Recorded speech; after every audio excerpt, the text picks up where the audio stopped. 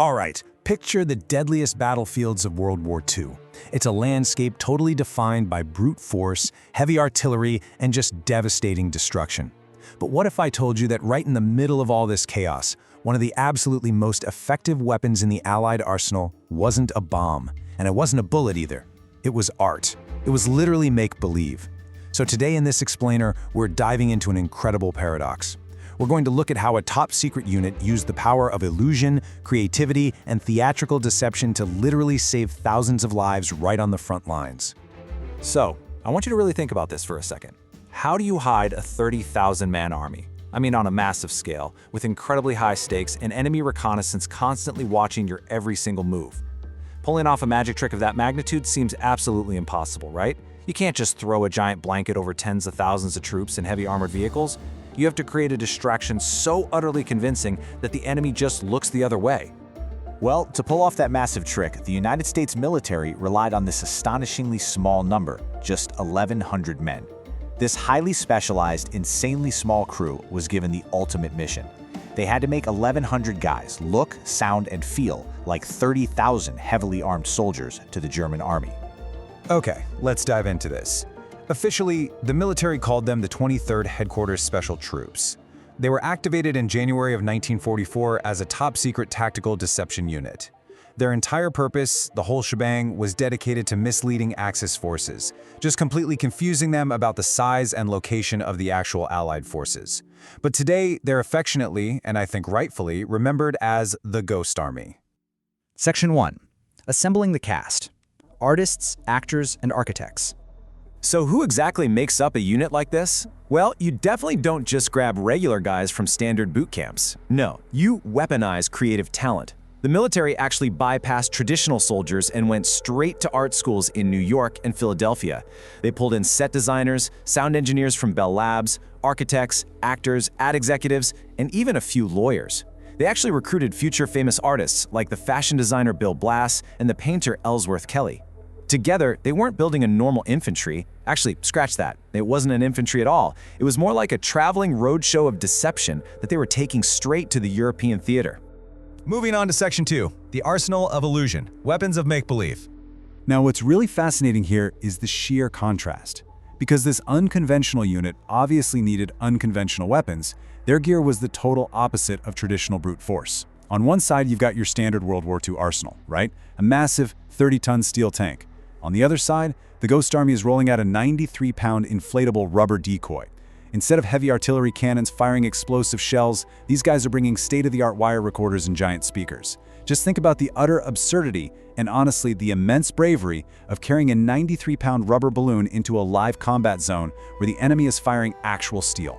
To actually make this work, to completely immerse and confuse Axis reconnaissance, the Ghost Army relied on 4 highly specialized tactics working in perfect harmony.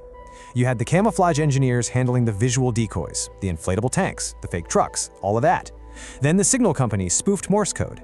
These operators were incredibly skilled at mimicking the exact typing rhythms of other real radio operators to fake unsecure communications.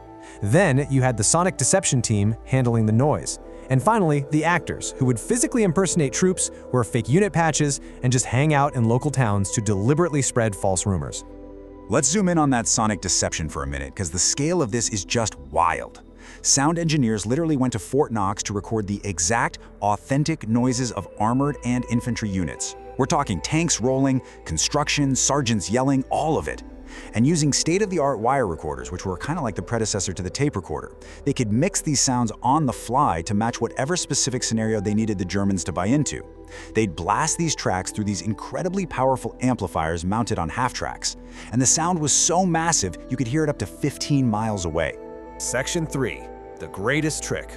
Operation Viersen, March 1945. Okay, so all of this preparation led up to their biggest and honestly most dangerous heist in March 1945. They were tasked with simulating 2 massive units to distract the Germans from a real river crossing nearby, and they planned it like a meticulous Hollywood heist movie. Step 1, broadcast fake radio convoys and leak unsecure comms to make it seem like a huge American unit is on the move. Step 2, under the cover of really heavy smoke screens, deploy 600 inflatable vehicles and blast those deafening sounds of rolling trucks. And Step 3, to really sell the whole illusion, they set off flash canisters to simulate real artillery fire, actively baiting the Germans into firing right at their fake position. And this brilliantly illustrates just how well it worked. The Germans took the bait hook, line, and sinker. They saw what they totally believed were 30,000 US troops advancing, backed up by heavy armor and constant radio chatter. So the German army converges to defend Viersen. But the reality? It was just 1,100 artists, 600 rubber balloons, and a few sound trucks. And because the Germans were so thoroughly distracted, the real US infantry divisions easily crossed the Rhine River just 9 miles to the south with barely any resistance. Which brings us to the most crucial point in all of this: 30,000. Over the course of their 20-plus battlefield missions in Europe, it's estimated that this tiny unit of 1,100 con artists saved the lives of 30,000 real soldiers. And they pulled it off using their minds, their art, and incredible bravery, without ever actually having to fire their guns at the enemy. That brings us to Section 4, a 50-year secret, the Disappearing Act. Now, you'd probably think these guys came home as celebrated heroes, right? No way. Instead, they were slapped with a strict government gag order. To really understand the profound human stakes of having to keep this secret for 50 years, listen to this story from Karen Skiba. She's the daughter of a Ghost Army veteran named Albert Albrecht, who operated the Sonic half-tracks. He told her he constantly carried dynamite in his truck. If the enemy ever got too close and figured out the ruse, his orders were literally to blow up all his own equipment so the tactics wouldn't fall into enemy hands. He was so incredibly proud that his real job was saving lives, both American and German, but for decades, he couldn't even talk about it. When you look at the timeline of their legacy, the massive gap here is just staggering. From 1944 to 1945, they execute over 20 battlefield deceptions. Then, nothing. Just total silence for decades. It wasn't until 1996 that the records of the 23rd Headquarters Special Troops were finally declassified. Tragically, a lot of these men, like veteran John Joseph Williams, had to take their ultimate secret right to the grave. It actually took until 2022 for the unit to finally get its long overdue recognition, when President Joe Biden awarded the Ghost Army the Congressional Gold Medal, which is the highest distinction Congress can bestow. So, what does this all mean?